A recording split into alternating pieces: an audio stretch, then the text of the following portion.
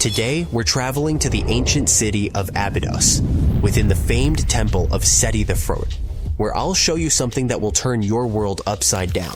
Apparently, people traveled by helicopters or some kind of other flying machines in ancient Egypt. But where could this advanced technology have come from? Perhaps from space.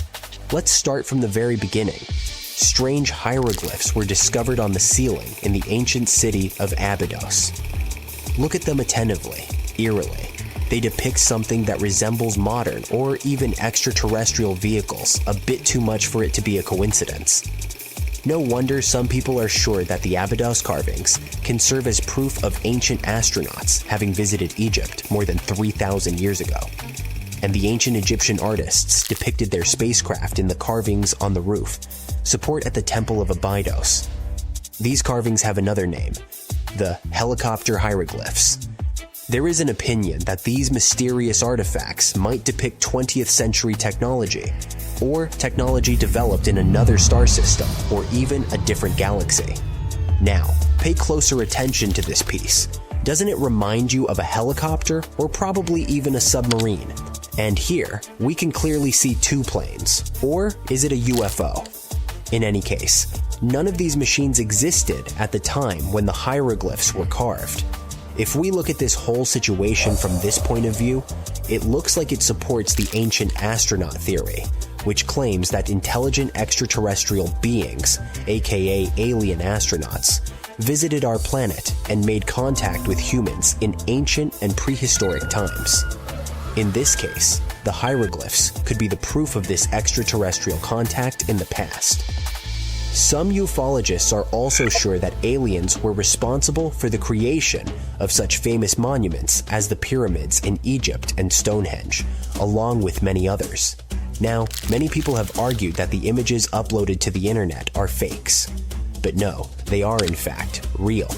At the same time, Egyptologists have offered a more logical explanation for the carvings in Abydos.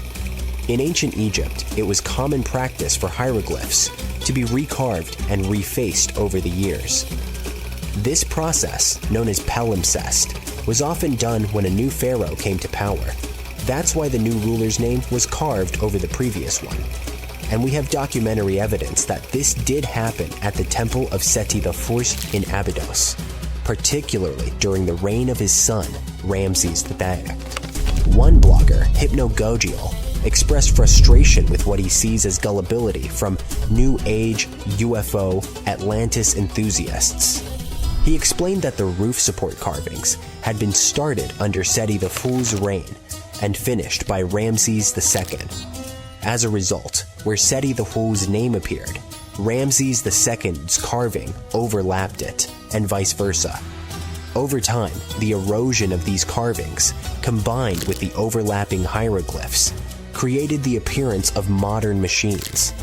But in reality, those unsettling images were kinda accidental. There are people who still question this scientific theory. They claim that if the carvings are simply the result of older hieroglyphs being covered up, the symbols should appear random and unique. Several sources, including the Arab newspaper Al-Sharq al-Awsat, published pictures from the Amen-Ra temple in Karnak, which show carvings strikingly similar to those found at Abydos. So, the supporters of the idea of the extraterrestrial origin of the carvings say that if those at Karnak are authentic, the palimpsest theory loses its credibility.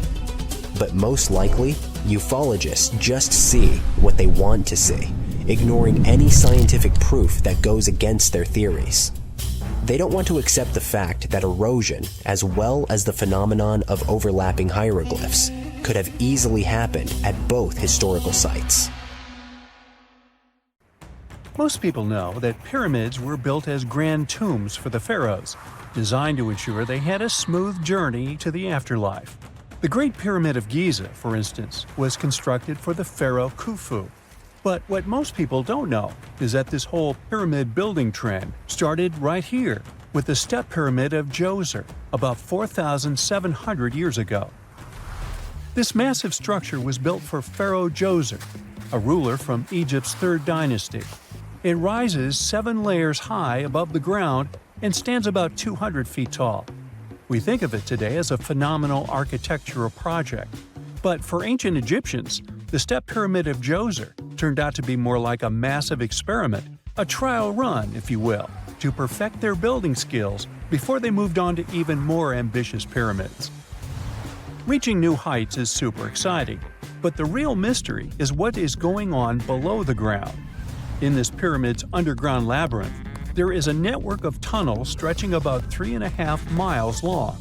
And some researchers believe these tunnels might have been part of a sophisticated water system that could completely change what we think about pyramid construction. Let's talk about this massive complex located in Sahara. Surrounding the pyramid, there's what's known as a dry moat, a continuous trench that is up to 164 feet wide and almost 2 miles long. It forms a sort of rectangular shape around the pyramid. This trench has an average depth of about 65 feet. Now, if you were to add up all the earth and rock they dug out to create this moat, it would be about 10 times the volume of the Step Pyramid itself.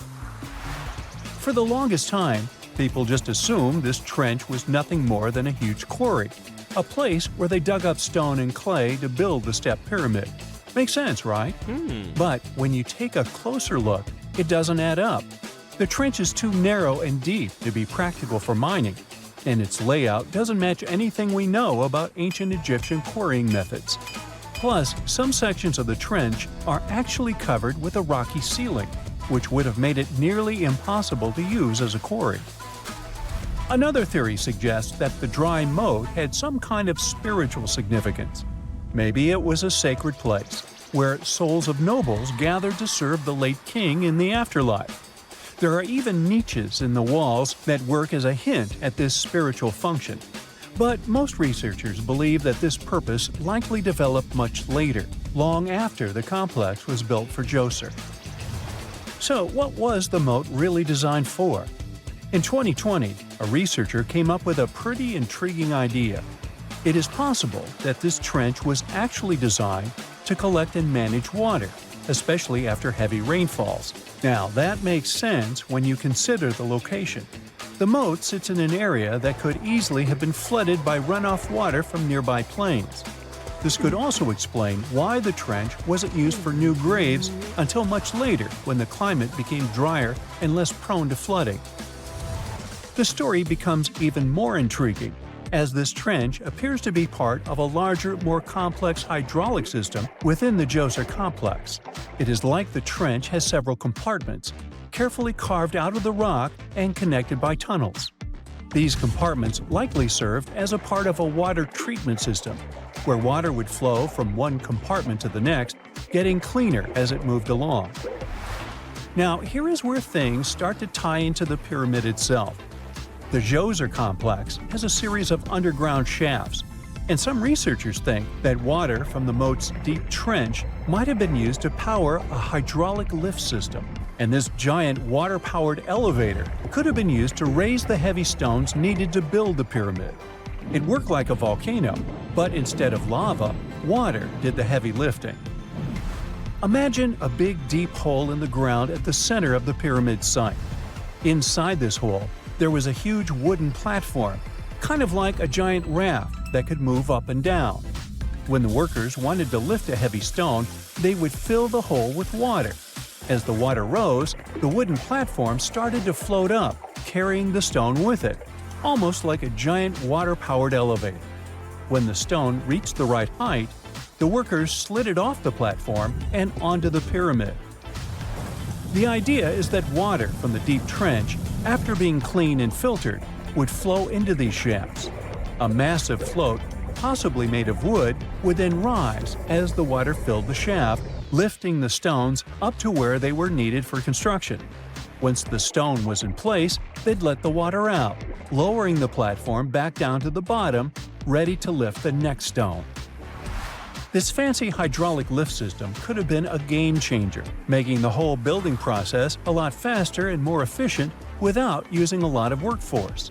It is like the ancient Egyptians were already embracing the whole idea of work smarter, not harder. But of course, not everyone is on board with this theory.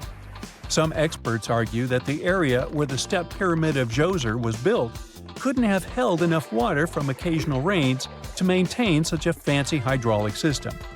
The main theory suggests that, in the past, there might have been some kind of lake nearby that would have filled up after a period of rain, and this lake could have supplied water to the complex's hydraulic system.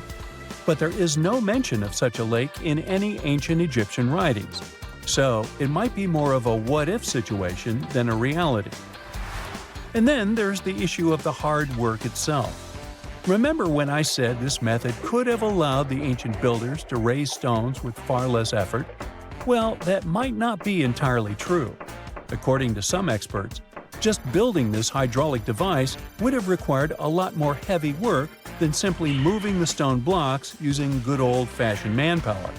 And let's not forget, the step pyramid of Djoser is like a baby pyramid compared to those that came later.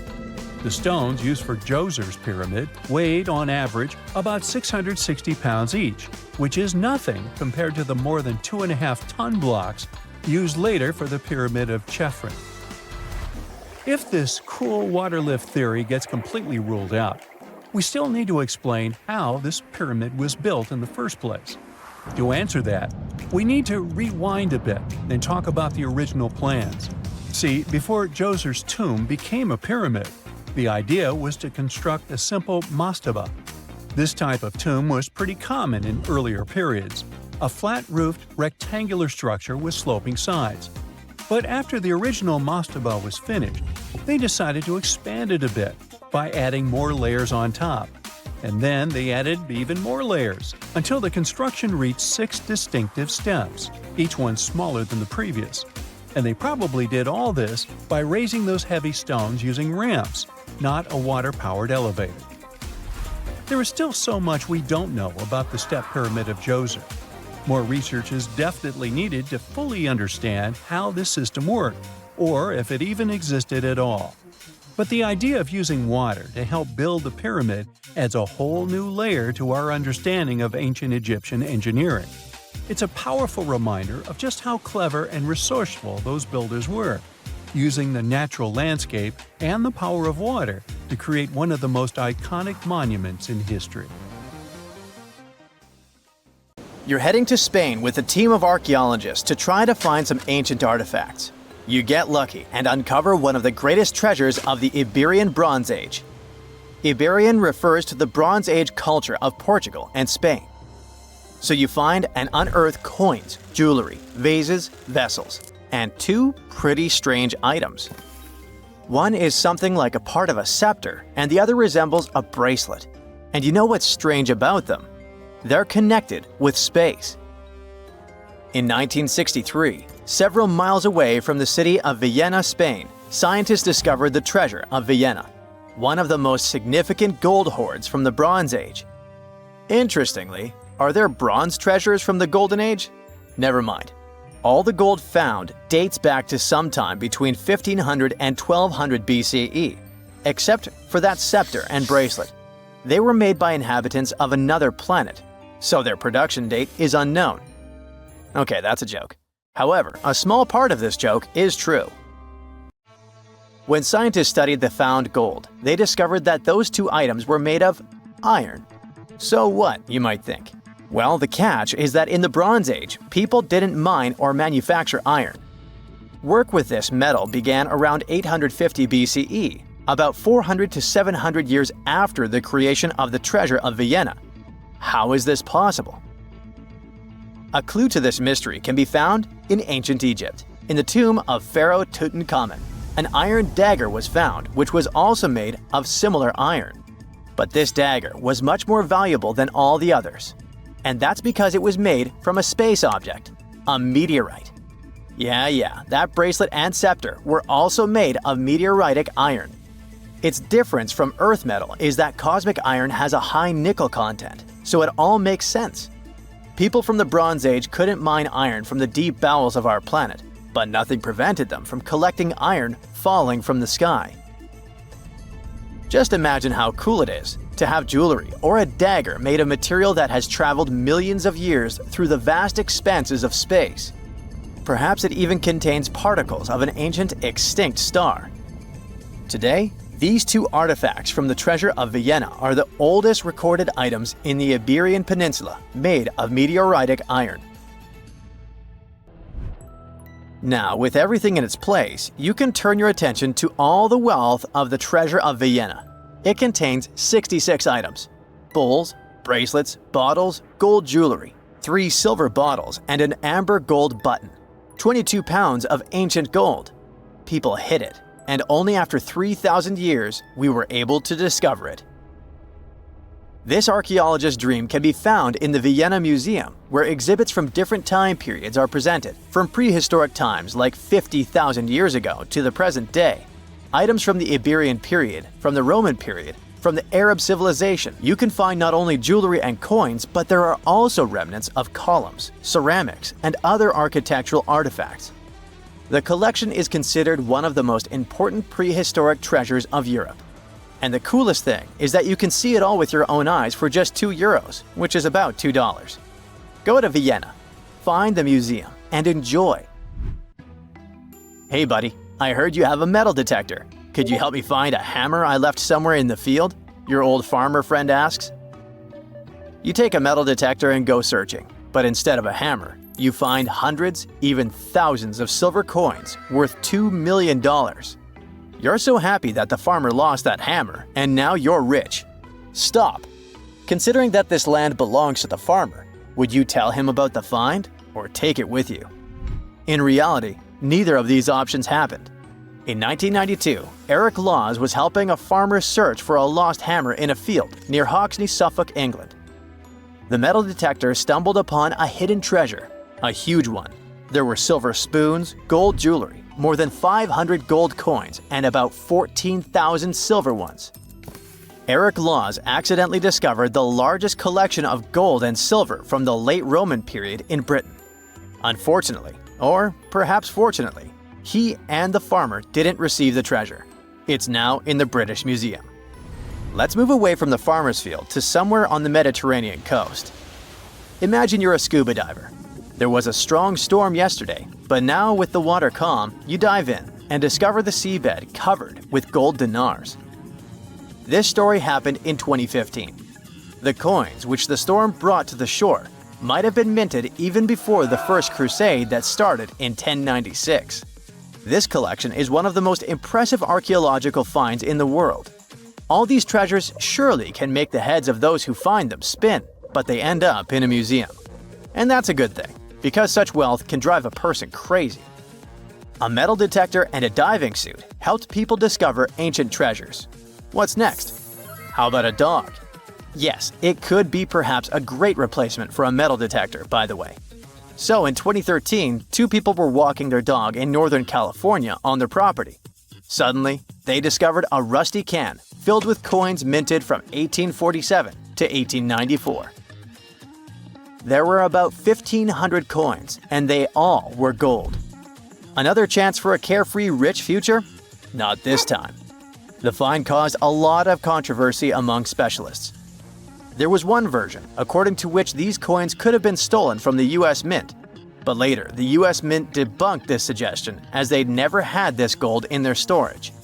Anyway, it's interesting what the point was in hiding it all in someone else's yard. Some thief risked their freedom and life to get rich. When they succeeded, they just hid the coins as if they never existed. What a strange deal. Coins, jewelry, meteorite items, it's all cool. But let's end our video with something grand and epic. Archaeologists were conducting research near the Mediterranean coast of Egypt and discovered a treasure trove inside a sunken temple and sanctuary. Despite the waves, earthquakes, and seawater, the massive find was preserved in a not bad condition. The temple was built a very long time ago and collapsed in the middle of the 2nd century BCE. It was an important structure in ancient Egypt. People considered this place holy. Pharaohs came to the temple to seek help from the higher powers of Egyptian mythology to obtain titles for their rule. Titles of kings of the universe. For many people, this place was like the center of the universe, and now it lies forgotten on the seabed, almost ruined.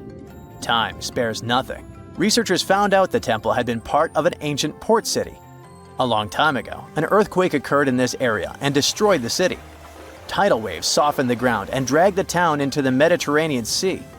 While studying the temple, scientists found many secret treasures there: silver ceremonial instruments, gold jewelry, and alabaster vessels. In past times, people used them to store perfumes or greasy ointments called unguents. Perhaps in ancient Egypt, they weren't bad in the field of cosmetology. Near the temple, archaeologists discovered a Greek sanctuary. Apparently, the Greeks living in Egypt or coming here on business wanted to pay tribute to Aphrodite, so they created a small building in her honor. In that place, archaeologists found bronze and ceramic artifacts from different cultures. Scientists found out that the Greeks had permission to trade in the Egyptian city and even be its residents. It seems pharaohs living around 600 BCE were favorable to the Greeks. The profession of an archaeologist is very exciting. But what would you do if you found some ancient treasure? Before answering this question, find out what law applies to such finds in your country.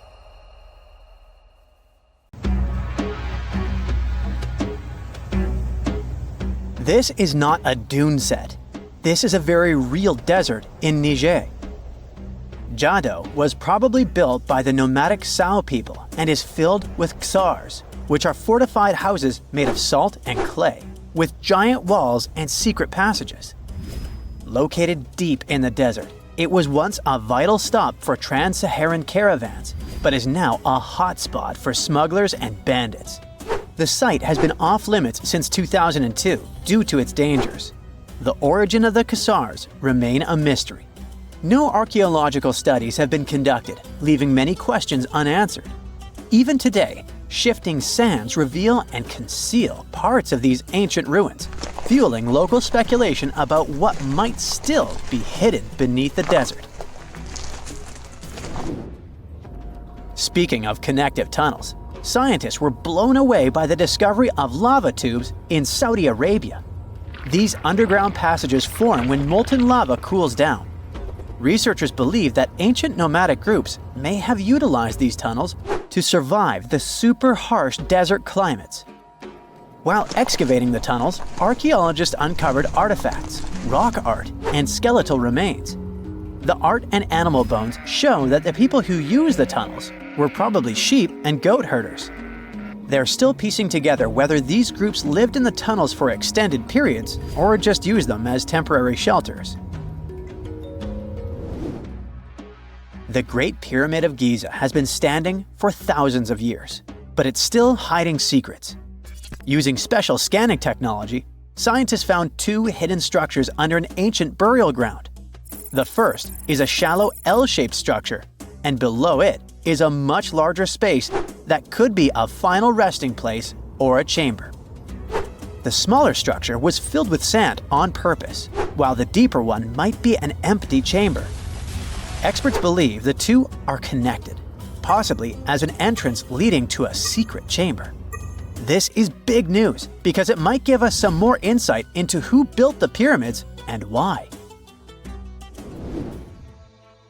The world is full of ancient writing, but some messages refuse to give up their secrets, like the mystery of the Bash Plemi tablet. This unusual stone, pulled from a lake in Georgia, is covered in symbols no one can read. Even with modern technology, experts are completely stumped. The tablet is about the size of a book, with 60 symbols carefully carved into its surface, but 39 of them don't match any known language.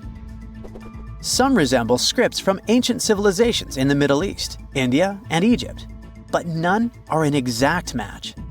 To make things even trickier, part of the tablet is broken off, meaning a piece of the puzzle is missing forever. To rule out a hoax, scientists studied the tablet closely. They confirmed it's made of vesicular basalt, an extremely tough local rock. Whoever carved these symbols must have been really skilled. Based on similar archaeological finds, experts believe the tablet could date back thousands of years, possibly to the late Bronze or early Iron Age. Some symbols repeat, which could mean they're numbers. Maybe it's an inventory list, a record of battles, or even an offering to the deities. Until someone cracks the code, the Bashplemi tablet remains an unsolved mystery from the depths of history. Experts are still stumped with what this Minoan disc might mean. The Phaistos disc is one of the most mysterious finds from the Minoan civilization. This 6-inch clay object, discovered in 1908, has strange spiral markings that no one has fully decoded yet. The disc has 241 symbols on both sides, showing everything from people and animals to tools and plants. Experts have come up with many theories about what the symbols mean. Some think it's an early form of Greek. Others suggest it's a prayer or a hymn. And some even believe it could be a letter from a king in Anatolia to a Greek ruler. Let's see who will be the first to figure this out. It's always a fun day at an archaeologist's office when they find something as big as a 2,000-year-old marble head. A French archaeologist mission went digging inside an old medieval house near Alexandria in Egypt and found a statue's head depicting an old, possibly ill man. This statue dates from the last Egyptian dynasty before it became part of the Roman Empire, and the site where it was found is associated with the likes of Cleopatra and Mark Antony. For archaeologists, even the smallest finds at this site means a lot. You've heard of Lucy, right? The Australopithecus that was an early ancestor for us humans. Well, scientists found some of her species' footprints somewhere in Tanzania. The so-called Laetoli footprints are over 3 million years old. The trail stretched 88 feet and has about 70 footprints, left behind when a bunch of early humans walked across some wet volcanic ash.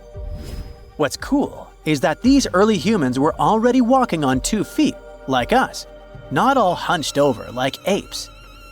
The close spacing of the prints shows they probably had short legs and a shorter stride than we do today. In an ancient Egyptian temple, archaeologists uncovered a shrine unlike any other. A place dedicated to falcons and 2 mysterious deities. One deity had a falcon's head, while the other wore a crown with a sun disk and cow horns. But the most baffling discovery was an inscription that read, "It is improper to boil a head in here." At the heart of the shrine, there are 15 headless falcons carefully arranged on a pedestal, likely as offerings to the falcon-headed deity. One theory suggests the birds were boiled first, perhaps to pluck their feathers, before being placed in the shrine, following the strange rule carved into stone. Archaeologists also found a 13-inch iron harpoon nearby. Its true purpose remains unknown, although the shrine also held remains of fish, mammals, and bird eggs, suggesting that the rituals may have included feasting. And speaking of ancient Egypt, meet Hathor. Scientists named her after the ancient Egyptian deity of motherhood, music, and singing. This wooden statue, housed at the Metropolitan Museum of Art, was thought to be just a beautiful artifact, until a surprising secret was uncovered. Using an X-ray machine, experts found a mechanical operating system inside it, with pulleys and axles connecting her shoulder to her left leg. When activated, the system made her hand raise and lower, an engineering marvel from over 3,000 years ago. The statue was created during Egypt's Middle Kingdom, around 1800 BCE, and is often compared to 19th century automata due to its advanced design. It's believed the statue was used in religious ceremonies, symbolizing Hathor's role in dance and music. An unexpected discovery happened in northern Kuwait, where a Kuwaiti-Polish team uncovered a mysterious 7,500-year-old statue. The statue features an elongated skull, no mouth, narrow eyes, and a flattened nose. This feature is thought to be an Ophidian figurine, named after the Greek word for snake, and it was likely made by the Ubaid culture, a civilization known for their pottery skills. While no one knows exactly what role this weird statue played, it might have been linked to rituals or symbolic practices. Some scientists think these figurines found in homes or final resting places were tied to important cultural beliefs.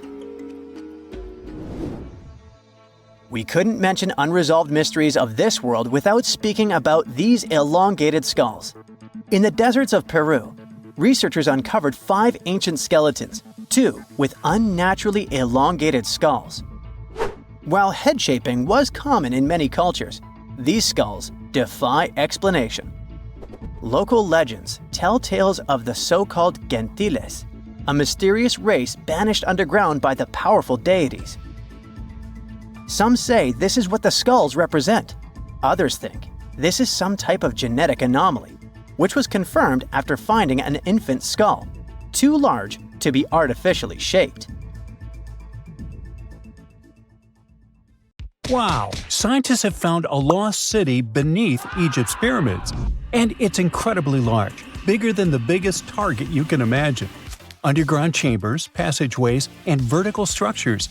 Scientists have no idea what purposes they served. But let's start from the very beginning. Italian and Scottish scientists studying the Pyramid of Khafra discovered something that looked like secret tunnels under 3 pyramids. This find might change what we know about ancient Egypt. The expedition, called the Khafra Project, was led by Corrado Malunga from Pisa, Italy, and Filippo Biondi from the University of Strathclyde, Scotland. Their mission was to focus on exploring Khafra's pyramid, the second largest on the Giza Plateau. Scientists uncovered a massive structure beneath the Pyramid of Khafra. Could it be an ancient Egyptian underground city? The experts analyzed the data they had and came to the conclusion that 8 large vertical structures could be hiding beneath, possibly wells or shafts. They extend a staggering 6,500 feet across. Imagine placing 2.5 Burj Khalifas on the ground, one after another, and you get the sheer size of this find. These shafts also plunge nearly 2,000 feet underground. Some of the deepest underground stations in the world are located at a mere 380 feet underground or so. These cylindrical shafts are surrounded by spiral paths. Picture some old Gothic castle. They're connected to 2 giant, weirdly shaped chambers. Are those cubes? Or possibly bowls? Each of these chambers is likely more than 260 feet across. Now, even though we know about the structures now, no one has figured out their original purpose yet. Want to hear something even more shocking? Okay then. The team is almost sure that similar access points can be found under all 3 pyramids. In other words, all of them might be linked by a hidden system of underground tunnels, chambers, and passages. Even deeper, about 4,000 feet under the surface, there might be more unknown structures. And doesn't it add to the mystery? But the coolest news is that, according to some team members, these hidden structures near Giza pyramids could align with the legendary Halls of Amenti. In ancient Egyptian mythology, it's a place where people are believed to arrive when they're close to the end of their days. There, they are said to take a 3-day-long trial, facing their biggest fears. Now, how did scientists even discover these hidden spaces? To uncover them, researchers used 2 satellites positioned 420 miles above Earth. They sent radar signals to the Giza Plateau, and these signals generated detailed images, which were later compiled into a 3D model of the underground layout, including the newly detected shafts. Then, using synthetic aperture radar or SAR technology, which is a type of radar that can penetrate through stone, the team also spotted 5 small room-like structures hidden deep within the pyramid. One of these chambers contained a sarcophagus, which was once thought to be the tomb of Pharaoh Khafra. But now, scientists believe this was a mistake. The true burial site is likely to be elsewhere. In any case, these 5 hidden rooms were completely unknown before the scans. They seem to be arranged in the center of the pyramid and are linked to underground pathways leading somewhere below the structure. There's an opinion that these tunnels could lead to more hidden chambers and wells. Some of them might be around 4,500 years old. Wow! What if they help us solve ancient civilization mysteries? Preliminary data suggests that all this underground space can be much more than a few empty chambers. There might be many more hidden structures near the Giza pyramids. How come? Well, the thing is, the structure appears to include hollowed-out sections with spiral pathways leading even deeper underground. Refining the images hinting at this could reveal an extensive subterranean network. It might be a whole city hidden under the surface. Now, despite the excitement surrounding these findings, there are also a lot of people who don't believe in the existence of the underground city. They're skeptical about the archaeological discovery in Egypt due to the lack of peer-reviewed verification. That's why several archaeologists and radar experts have challenged the validity of the claims. They've explained that the technology used to make the discovery may not be advanced enough to produce such detailed underground imagery. According to them, the 5 smaller chambers found near the surface could be natural formations, since the area had had sacred significance long before the construction of the pyramids. Some experts have even dismissed the use of radar methods in this context altogether. They call these methods scientifically unproven and question their accuracy. The discovery has also reignited discussions about ancient Egyptian myths and the possibility of hidden texts lying somewhere beneath the Giza pyramids. The layout of the newly detected underground chambers shares similarities with mythological accounts of the Hall of Records, a rumored chamber that could preserve early Egyptian wisdom. If confirmed, these findings could significantly reshape the understanding of Egypt's sacred topography. Plus, this lost city beneath Egypt's pyramid could become physical evidence of previously unknown underground structures. That's why the Khafra project is super eager to begin excavating to confirm their findings. But getting approval from Egyptian authorities is a challenging process. The discoveries still need to undergo peer review before they are accepted by the academic community. By the way, this recent archaeological discovery in Egypt comes on the heels of another discovery involving a weird structure beneath the Royal Giza Cemetery, which researchers believe is unnatural in origin.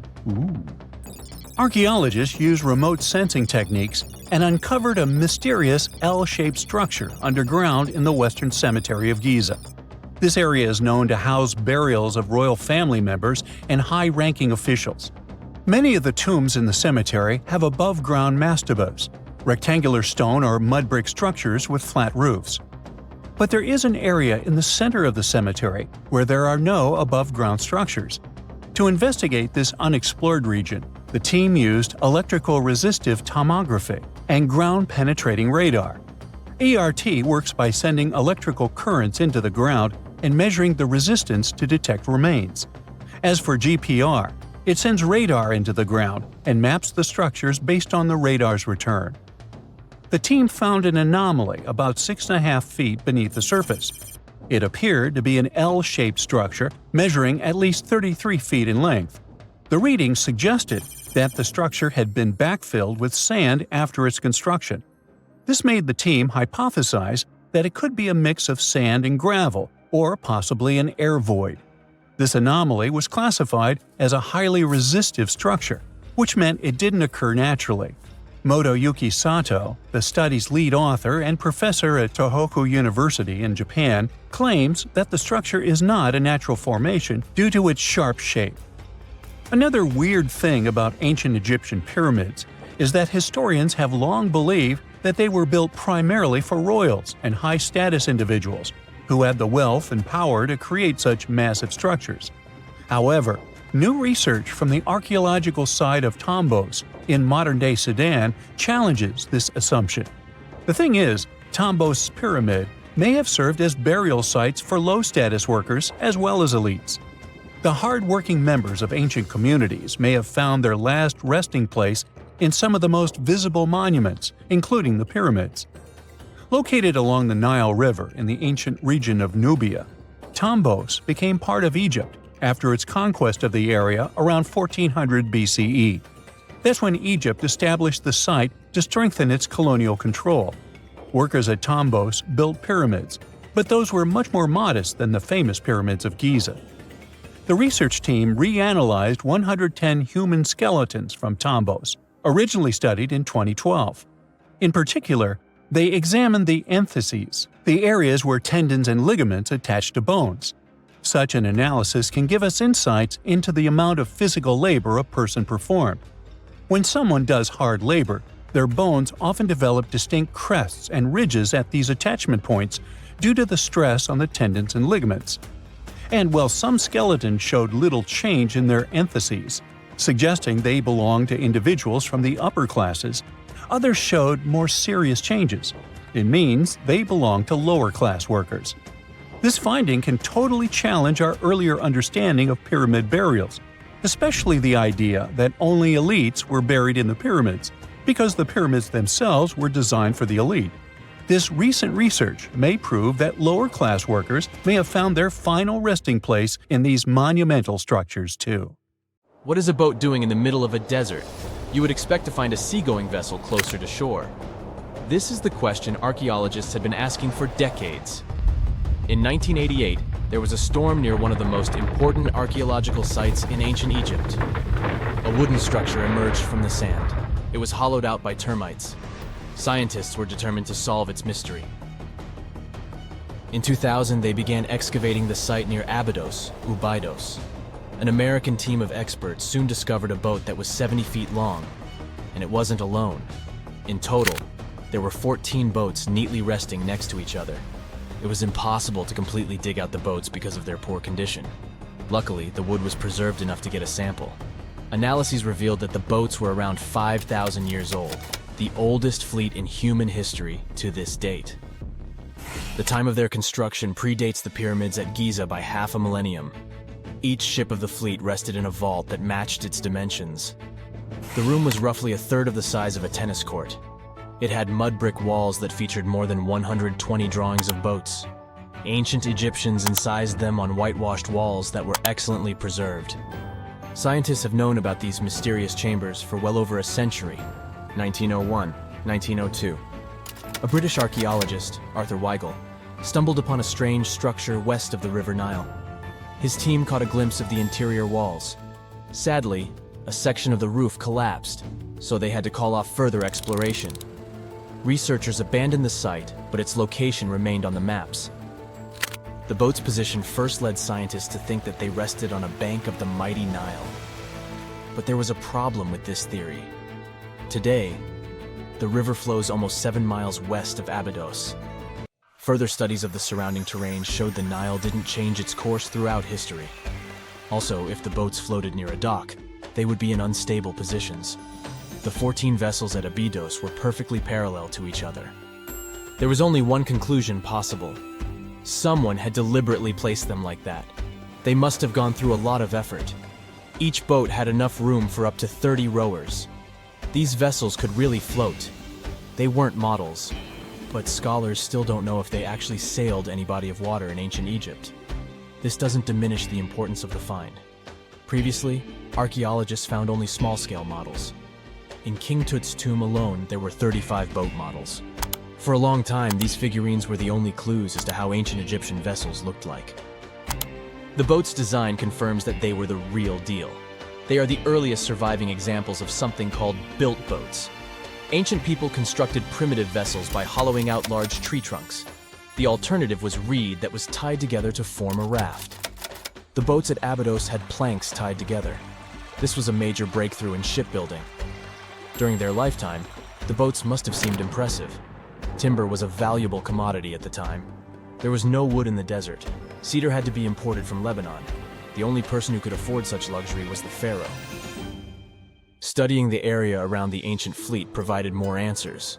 Scientists discovered a mud brick structure where Egyptians worshipped the pharaoh. Its approximate date of construction matches that of the wooden boats. The same bricks out of which this building was made were used to encase the fleet. At the time of their construction, the rooms they were stored in had a ceiling. That's the section that archaeologists stumbled upon in the early 20th century. Just like mummies and coffins, these marvelous ships rested inside splendid vaults. The exterior of these rooms was also impressive. The outer walls originally had a plaster of white limestone. It reflected sunlight. In the desert sun, the structure housing the boats must have shone from miles away. Ancient Egyptian builders used the same technique to cover the pyramids 500 years later. Today, their surface looks jagged, but it wasn't always like this. When they were constructed, the pyramids had a top layer of fine white limestone. Their surface was smooth and it gleamed in the sunlight. Instead of stairs, the outer layer of the pyramids was more of a sleek ramp. Archaeologists were left with one final question. Which pharaoh owned the fleet? The answer lay just a mile from the site.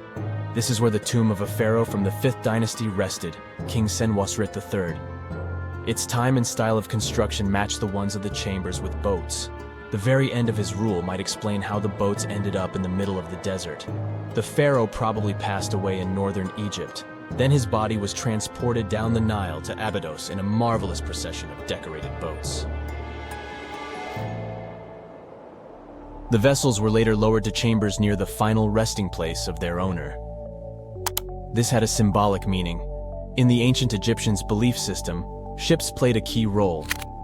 Their supreme deity was Ra. He traveled through the sky during the day in the form of the sun. At nighttime, he sailed through the netherworld in a solar boat.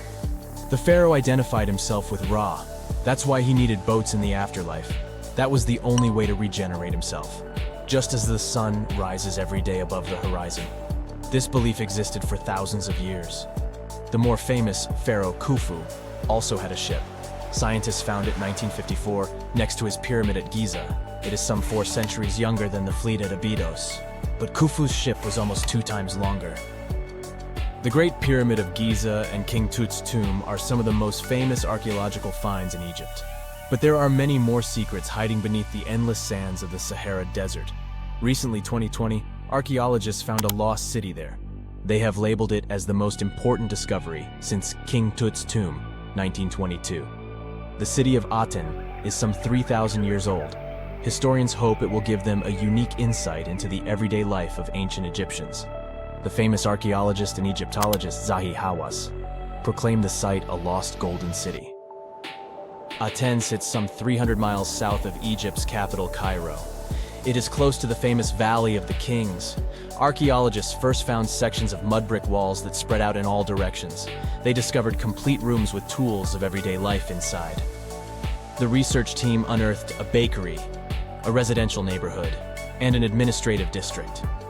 They all date back to the time when the Egyptian civilization was the wealthiest in its long history. They were also the first to make objects from iron. In 1911, scientists found a set of iron beads near a village in Lower Egypt, El Gerza. These are the earliest known iron artifacts. The discovery is literally out of this world. Ancient people made them by beating into shape a piece of a meteorite. The 9 beads were once part of an ornate necklace. They are now blackened and corroded, which is perfectly normal for a piece of jewelry that is over 5,000 years old. They consist of an iron-nickel alloy.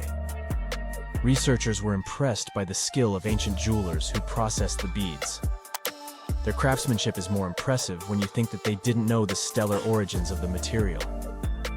The Great Pyramid of Giza also has a remarkable feature. An international research group investigated the electromagnetic response of the structure to radio waves. They found that the pyramid has the ability to concentrate electromagnetic energy inside it.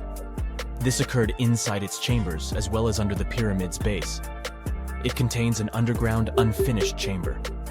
It seems that the electromagnetic response is connected with the properties of limestone, the Great Pyramid's main building material. The research results might have a practical application. The way solar cells and nanosensors function could be improved by this remarkable find.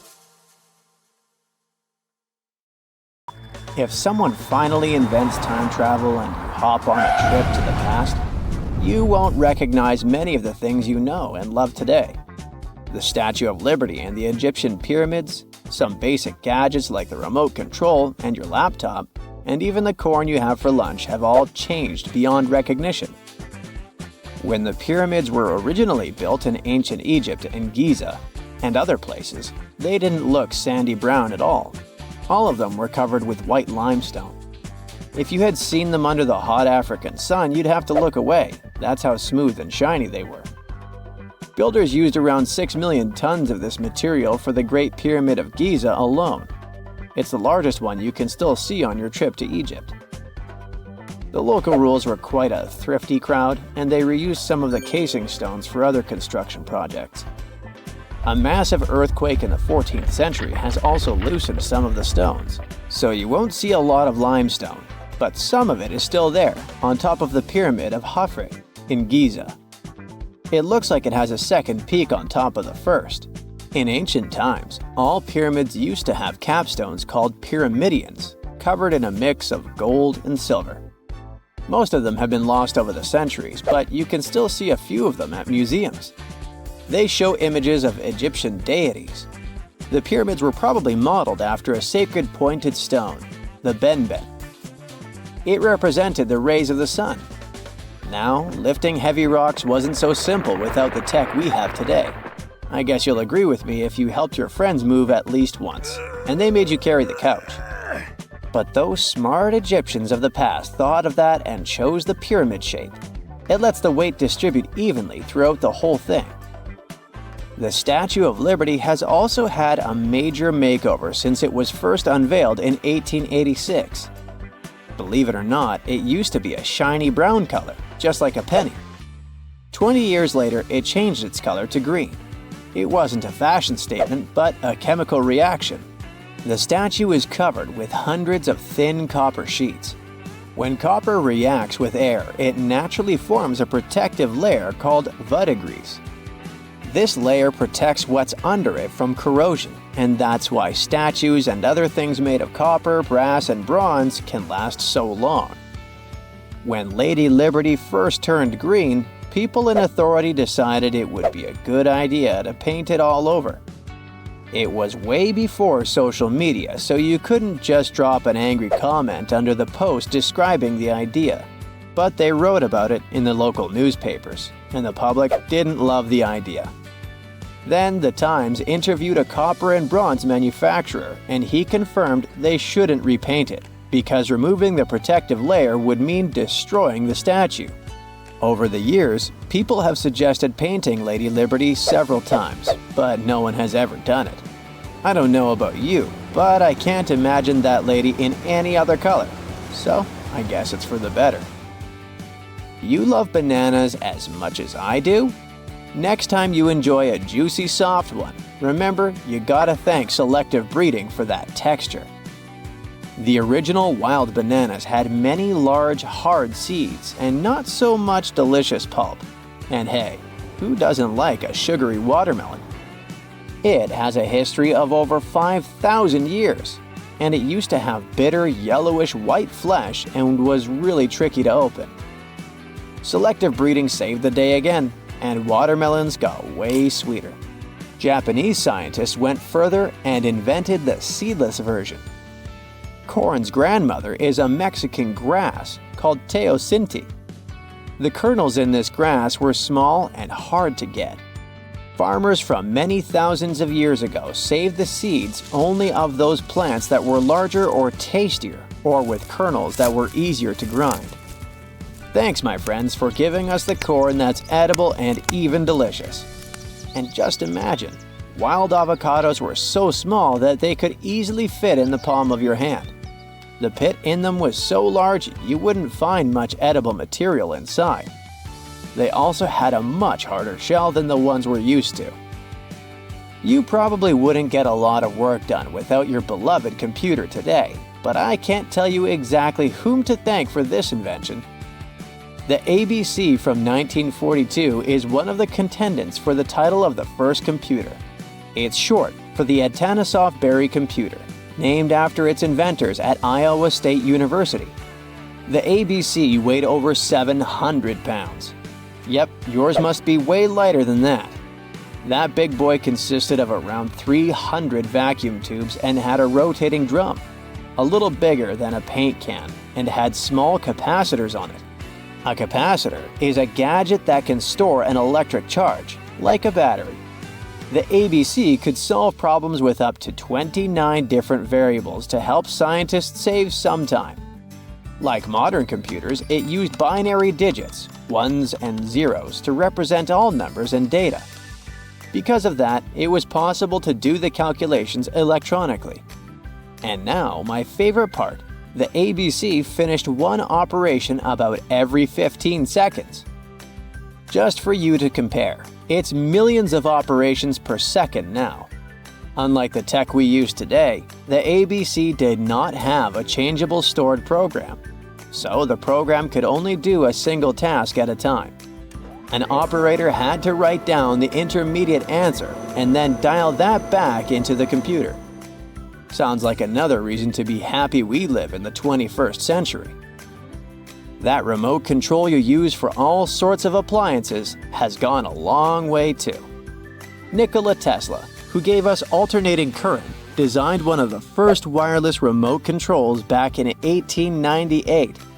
He named his invention teleautomation and demonstrated it on a miniature boat controlled by radio waves. The boat had a little metal antenna attached to it. Tesla sent signals to the boat using a box with a lever and a telegraph key, which was his version of a remote control. Those signals set electrical contacts on the boat into motion and moved the rudder and the propeller, and Tesla was controlling the boat. The concept of the remote control soon spread to other gadgets. The first television remote control followed in 1950. It was designed by the Zenith Radio Corporation, called LazyBone. Don't take it personally, please. This LazyBone had a massive cable that was attached to the TV set, and those who tried it didn't fall in love with the invention because they tripped over that cord. I feel your pain, my friends. If you live or work on one of the top floors, you gotta love this one. Meet the first passenger elevator. It traveled at the speed of 40 feet per minute. Not the fastest, I know, compared to today's record, which is 40 feet per second. But hey, it was built back in 1857 in New York and was more of a tourist attraction than a necessity. The elevator had a steam engine hidden in the basement of a 5-story building. 3 years later, they shut it down because the public didn't appreciate it. Otis Tufts filed the first patent for a vertical railway around the same time. His invention included an actual car with a bench inside for people to sit on. Sounds like a great spot to hang out with friends to me. What do you say? Then they started adding elevators to luxurious hotels around the world. They were entire rooms with a rich design, upholstered seats and mirrors on the walls, and sometimes even a small chandelier. There was an obligatory operator who'd close the door and the car would start its super slow ascent. It was still more about style than about speed, so I guess I'd choose the stairs. Consider the Great Pyramids, one of the original 7 wonders of the world and the only one that still exists today. Did you know that the pyramids of Giza weren't the only pyramids out there? And they weren't even the first ones. First, there were the pretty good pyramids, but they didn't catch on. Nah, I made that up. Back to the story. In ancient Egypt, it was believed that kings were chosen by gods to serve on earth as their mediators. In the afterlife, they were expected to become gods themselves. The pyramid complex was built to make sure that the king had everything they might need in the afterlife. The complex included the pyramid, a palace, and temples. The tomb in the pyramid, where the king was buried, was filled with many things they might need, like furniture, food, and gold vessels. Actually, the first pyramid had been built 80 years before the first pyramid of Giza appeared. Overall, there were around 100 of them. Some weren't finished though, since the construction took a while and not every pharaoh lived long enough to see the end of the construction. And now let's talk about the construction itself. The biggest of the pyramids of Giza is as tall as a 40-story building. So how on earth did they manage to build a structure that massive 5,000 years ago, long before machines and other equipment appeared? Well, let's figure it out. So Pharaoh Khufu ascended the throne around 2575 BCE, and his architects started the construction of the oldest and biggest of the pyramids of Giza. He figured that over 2 million limestone blocks had to be used to build the pyramid, each weighing around 2.5 tons, around the weight of a rhino. The architect wanted to finish the construction in 20 years. To make it possible, a stone had to be carried and pushed into place every 4 minutes, 24 hours a day, 7 days a week, and 365 days a year, except leap year. So obviously, a lot of workers were needed to make it happen. Many believe that it was enslaved people who worked at the pyramid's construction site, but that's not true. Workers came from all over Egypt to contribute to the project. All in all, around 25,000 of them. The Egyptians were doing all kinds of work, starting with manual labor and crafting tools to administrative work. They all worked around 10 hours a day. They were housed and well-fed, and they were overall living a more comfortable life than an average Egyptian could afford at that time. Supposedly, the builders lived in a nearby temporary city and were a highly organized community with a strong leader. The pyramids seemed to be designed to align with the points on a compass, and their sides symbolized the rays of the sun. But back at that time, there were no compasses. Ancient Egyptians figured out the directions themselves and with amazing precision. To align the pyramids, they used two constellations. The construction site was arranged on the west bank of the Nile River. This also had a symbolic meaning. Just like the sun sets in the west, life sets in the west as well. The second pyramid of Giza was for Khufu's son, Pharaoh Khafre. It's a bit smaller, but this one has the famous noseless statue of the Sphinx. Of course, originally it had a nose. I would tell you what happened to it, but it's still a mystery, and no one knows for sure. Sphinxes have the body of a lion and the head of a human. They were considered guardians of important areas. This famous sphinx, also pronounced sphinx, has the head of Pharaoh Khafre and is guarding his pyramid, facing the sunrise. The sphinx is one of the biggest and oldest statues in the world. Originally, it not only had a nose, but was also painted.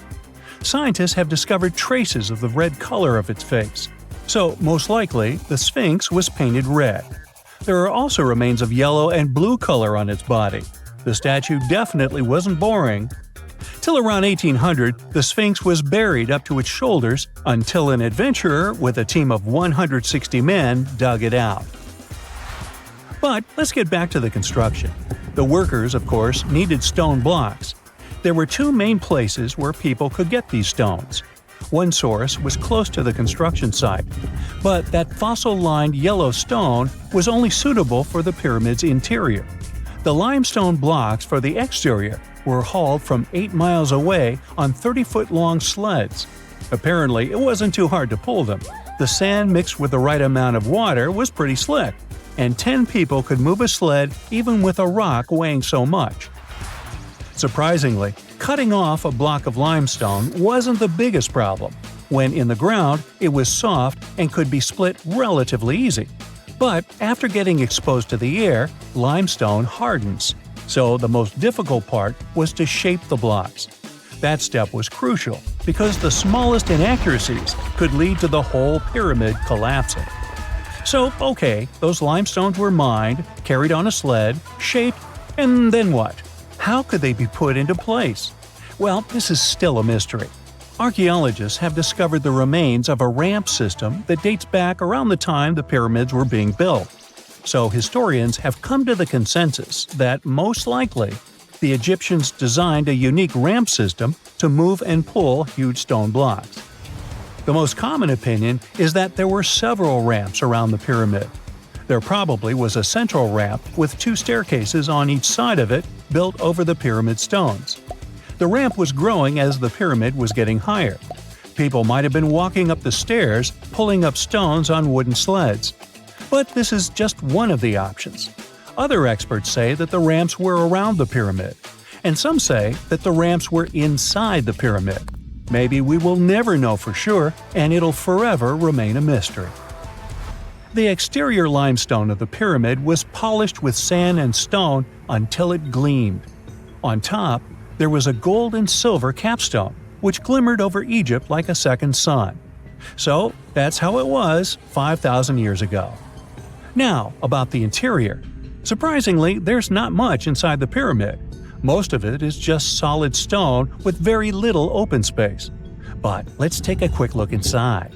From the entrance, there are 2 stairways, one going down and the other going up. They take us to the chambers. There are 3 of them inside.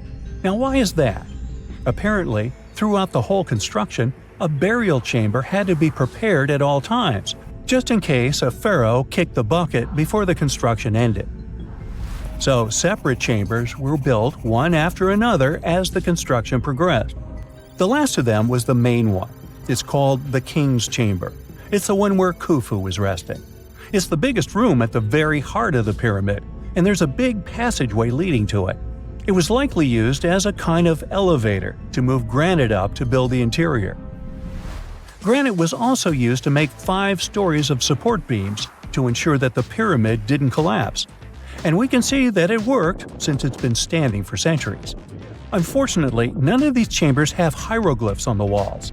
If you want to see the writings, you should go to the decorated tombs near the pyramids. Those pieces of art are depiction of ancient Egypt's culture and daily life.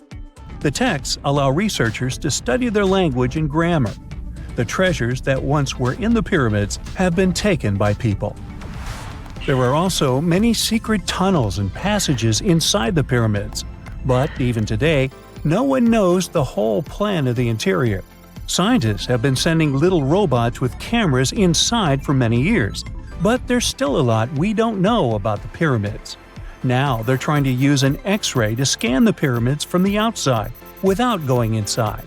So yeah, ancient Egyptians did create a mystery no one has been able to crack for 5,000 years already.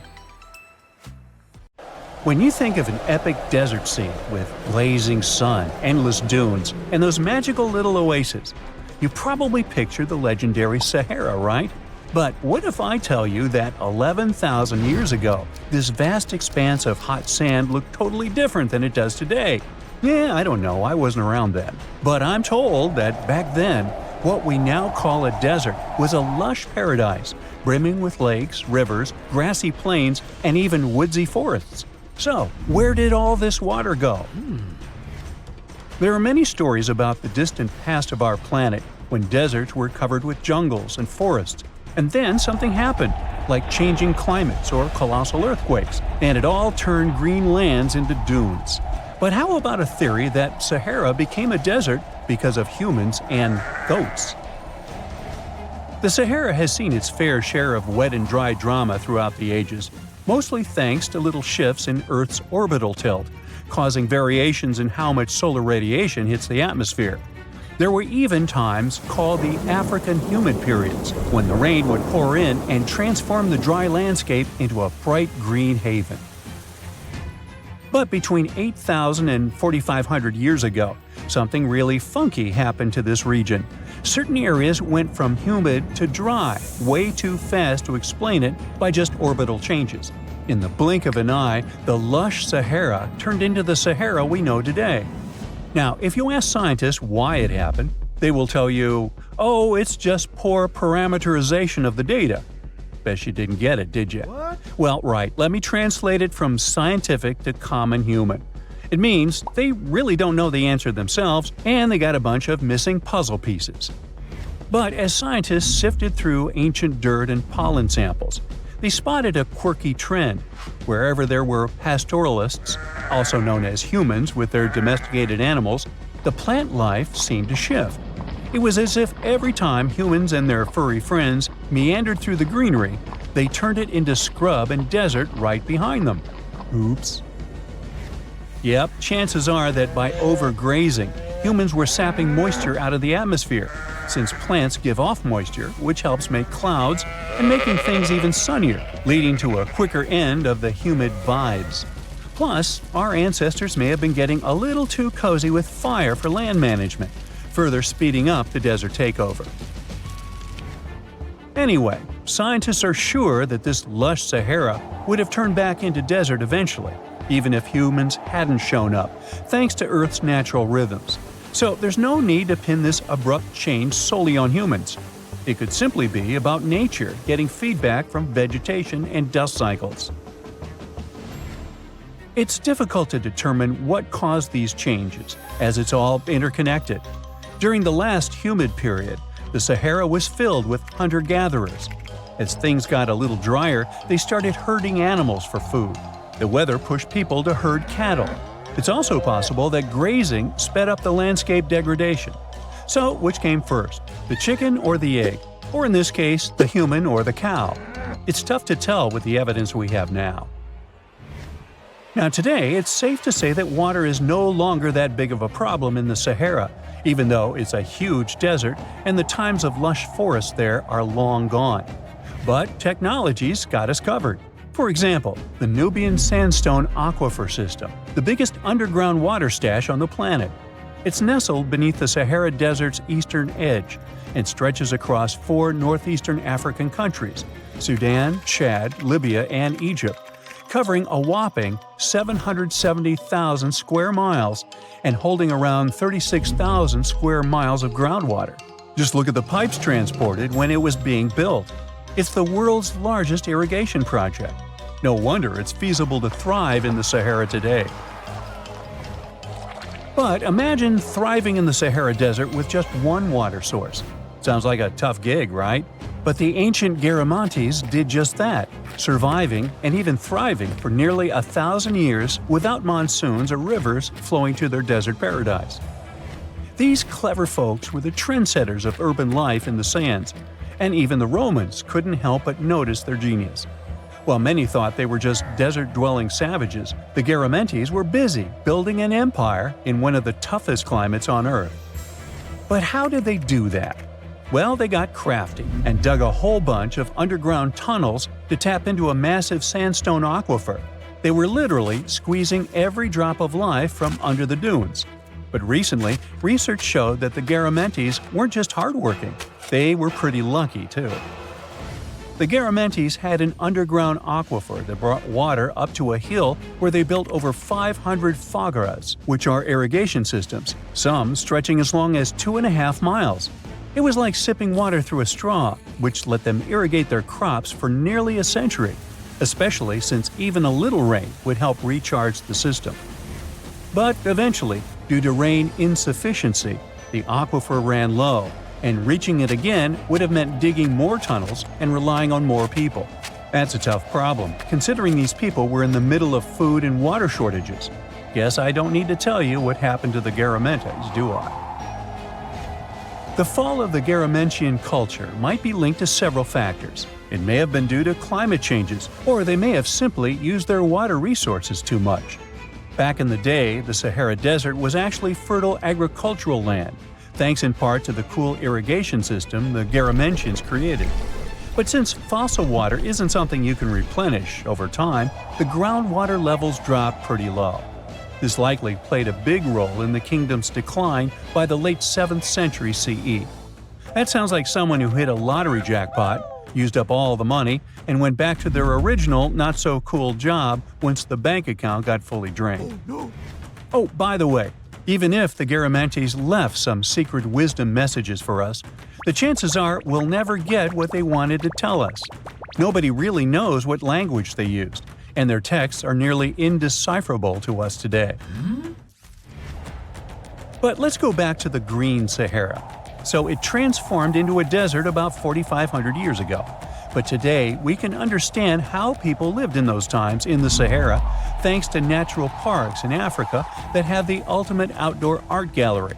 There are well over 15,000 ancient paintings and carvings depicting everyday life from around 11,000 years ago. However, if the carvings aren't enough for you and you feel like visiting an actual green desert, all you have to do is book a flight to California. One of the most beautiful phenomenon in the world, the superbloom, takes place here. Look at all these colors – orange, green, pink. It's a miracle. Wildflowers bloom right in the middle of a hot desert after several years of rainfall in dry places. It's such a bright and colorful landscape that superblooms can be seen from space. This rare phenomenon can be observed in other arid places and deserts in western and southern Africa, western Australia, and Chile. In all these places, the weather is very hot and dry in summer. Mild humid air comes in winter, and this is the ideal environment for mass flowering. Flower seeds that lie in desert sands can wait for decades before starting to produce flowers. When the hot sun destroys all the weeds and grass, and the rainfall becomes enough to moisten the soil, the seeds are kind of like, well, okay, now it's our turn to play a big game. And then hundreds of thousands of tourists come to take photos and post these beautiful pictures on social media. And this, unfortunately, is one of the main dangers for flowers. Therefore, if you find yourself in a place like this, don't pick the flowers and don't trample on them. Stay on the path, don't litter. Take only pictures and leave only footprints. You get it? Good. Archaeologists have been studying Petra in Jordan for 200 years, and in 2024, they found something they had never seen before. It's a tomb with at least 12 complete human skeletons and artifacts that are over 2,000 years old right in front of the treasury. Bronze, iron, and ceramic items were placed with the deceased, which shows how people honored their loved ones when they passed away. It's a rare chance for scientists to learn more about the Nabateans, an ancient group of Arabian nomads who built Petra. The objects found in the tomb under Petra's treasury are in amazing condition, but the skeletons became fragile because it's damp inside the tomb. They plan to study the remains and extract DNA to see if the people in the tomb were related. While some scientists are solving tomb mysteries, others have trained AI to find new ancient sites for them. They've created an algorithm that works with a special type of satellite imagery. This technique uses radio waves that can peek under things like sand, soil, and even ice to find hidden objects. AI will help search a huge desert on the Arabian Peninsula called the Empty Quarter for archaeological treasures. The lead scientists of the experiment trained the algorithm to recognize hidden locations using data from a site they had found before. The new tech can discover buried structures within 20 inches, which is very precise. Another groundbreaking tech, LiDAR, which means light detection and ranging, helped archaeologists reveal new hidden cities all around the world. LiDAR can see big structures beneath layers of vegetation and map even subtle changes in ancient landscapes. They use it to scan large areas from a small plane flying over places that aren't so easy to study from the ground, like dense jungle. In 2024 alone, they found new Maya settlements in southern Mexico, gardens, roads, and rivers in Ecuador's Amazon rainforest, ancient ruins on the Pacific island of Tonga, and the remains of 2 medieval cities along the Silk Road route in Uzbekistan. Maybe some smart technology can also explain what Marge Simpson is doing on Earth in an ancient Egyptian tomb from 3,000 years ago. The drawing, featuring a woman with yellow-colored skin, a blue crown, and a green outfit, is alarmingly like the famous cartoon character. If you don't see a resemblance here, I hope you'll at least enjoy an amazingly well-preserved necklace with amethyst and agate beads. It's from another recent find from Egypt, an ancient tomb with 11 sealed burials near Luxor.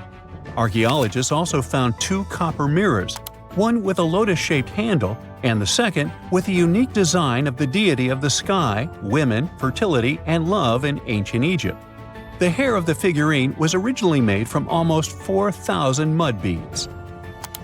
Another awesome find from 2024 is an ancient Greek shrine with intact burials, a sarcophagus, and plenty of gold inside. They think it was built before the year 300 before the Common Era, and the marble lions, also found inside, were made from the same marble as the Parthenon in Athens. Greece is so full of ancient treasures that the city of Thessaloniki will house around 300,000 of those artifacts in their new subway system. Meanwhile, archaeologists in France have found a monument unlike any other, and they can't figure out what it was used for. It's direct proof that people used to live here between the Neolithic and the early Iron Age periods. The coolest part is a monument made of 3 unique shapes that fit together like puzzle pieces. Some gravel found in the monument could mean there used to be a wooden fence called a palisade. People who built it probably used it for protection or decoration. The team studied the layers of soil around the monument to learn more about its origins. The only tools found so far were sharp flint stones, not the cartoon characters, which were used during the Neolithic period. The next step will be radiocarbon dating to figure out exactly how old the site is. Now, the oldest saddle ever found so far was found in the grave of a woman near the edge of the Taklamakan Desert in northwest China. This saddle is the oldest ever discovered. It was crafted from pieces of leather that were sewn together and stuffed with straw and animal hair to make it soft. Now, normally, things made from natural materials like this don't last very long because they rot or fall apart. But the Taklamakan Desert is so dry that it helped preserve the artifact. The herdswoman who used the saddle was buried in her full riding attire, so this proves that not only men used saddles and took part in herding and traveling. Now let's shift to Guatemala, where an ornate jade mask made by the ancient Maya people was waiting for centuries to be discovered.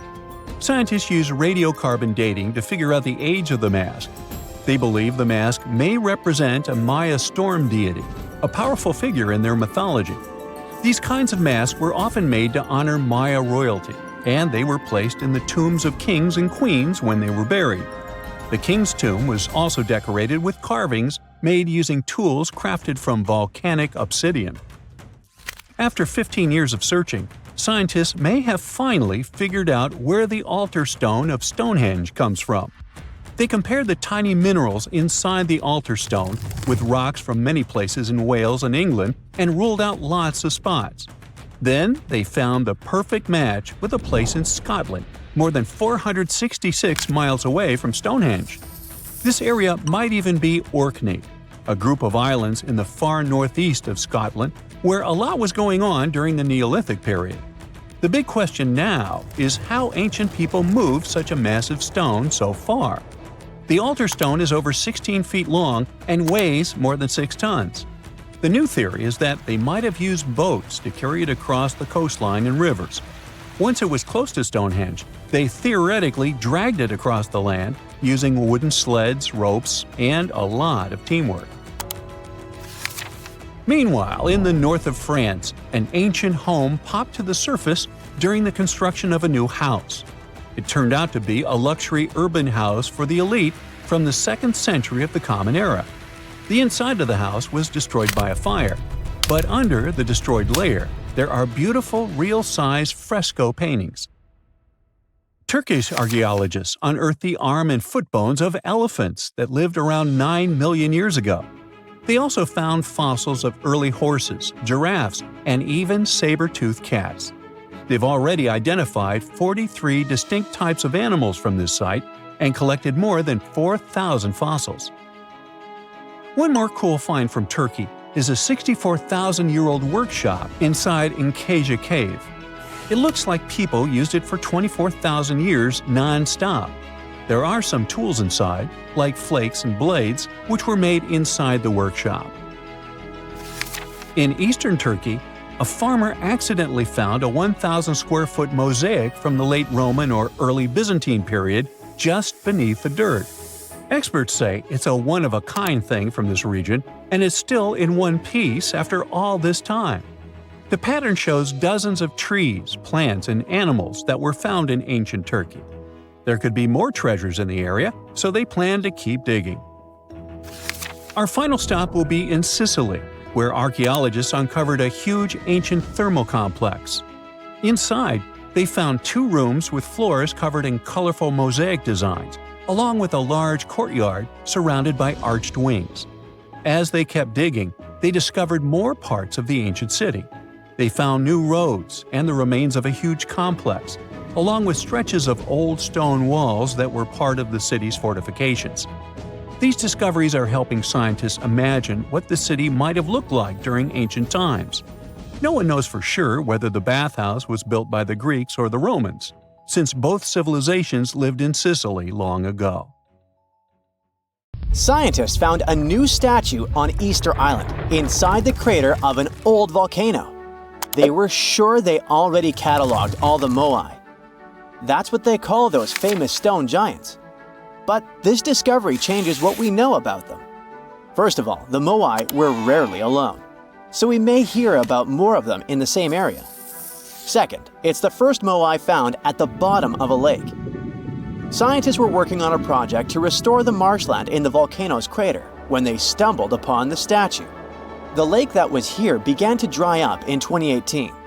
For at least 200 or 300 years, it was almost 10 feet deep, so it would be impossible for humans to build or put a statue on the bottom. Scientists think the moai are over 500 years old. It's possible that the Rapa Nui people who built them probably brought the statue here when the lake was dry in the past.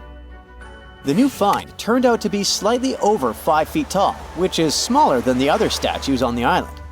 It's a full-bodied one with recognizable features. Researchers also plan to do radiocarbon dating to find out the exact age of the statue. They don't plan to remove it from where it was found because the oldest members of the Rapa Nui community want it to stay where it is.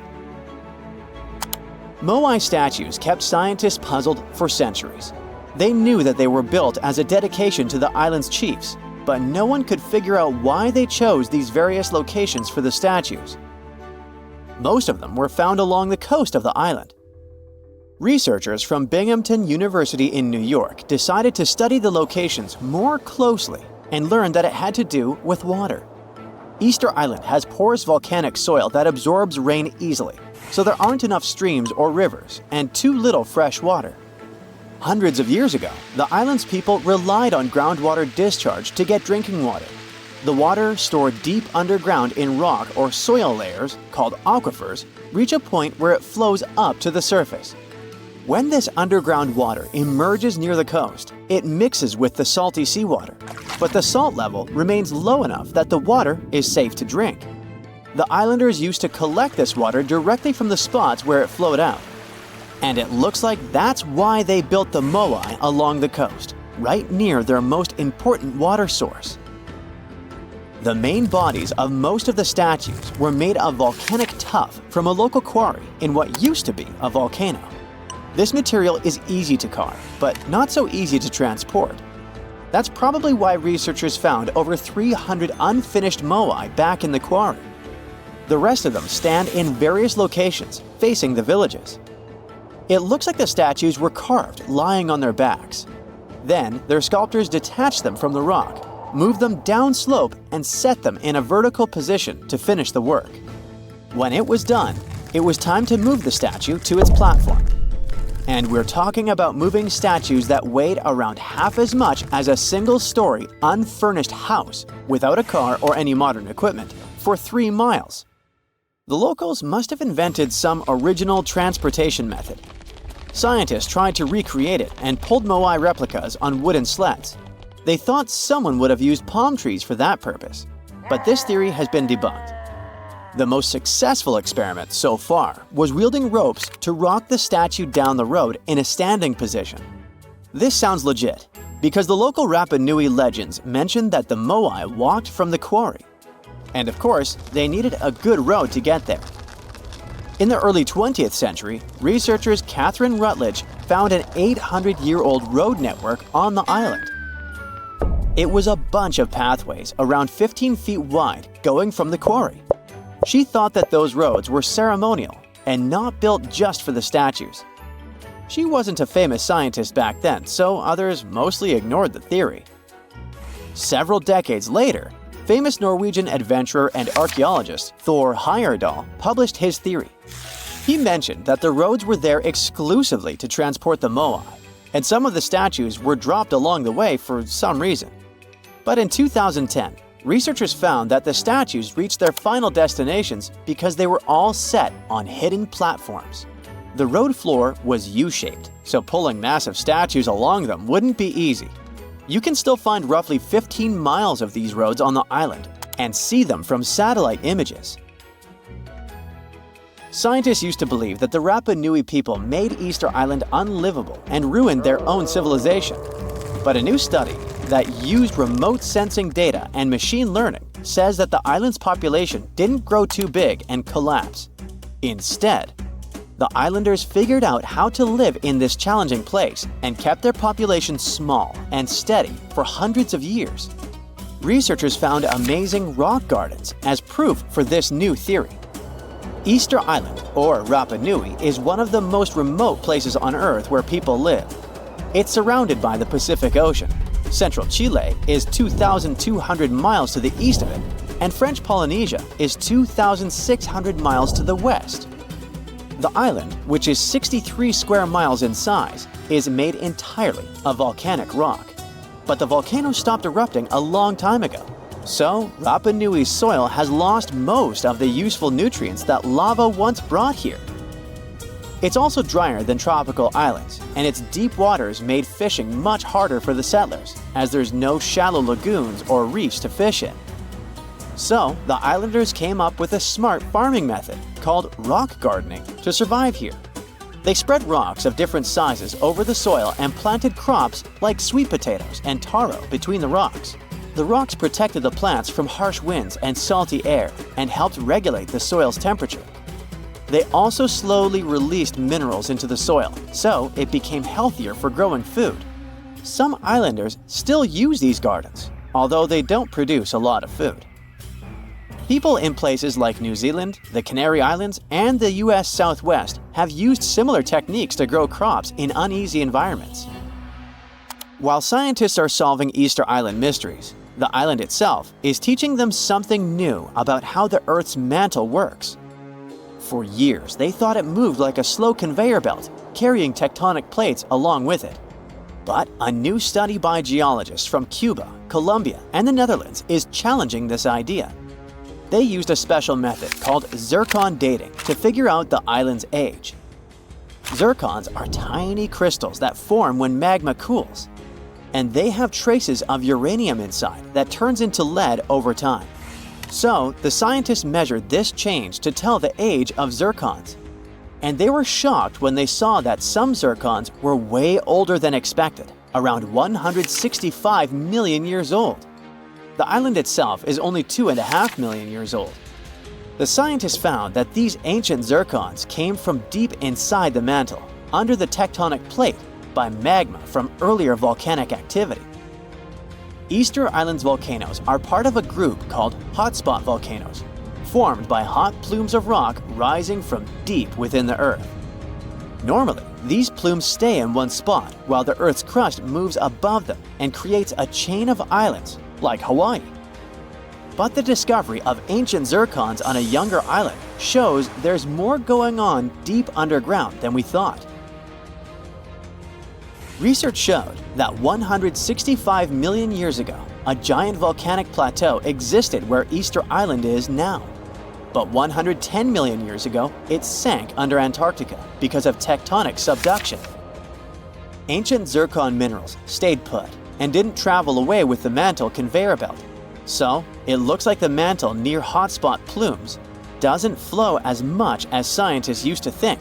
It stays still. This new idea could lead to big changes in how we understand plate tectonics and how the Earth's inside moves over time.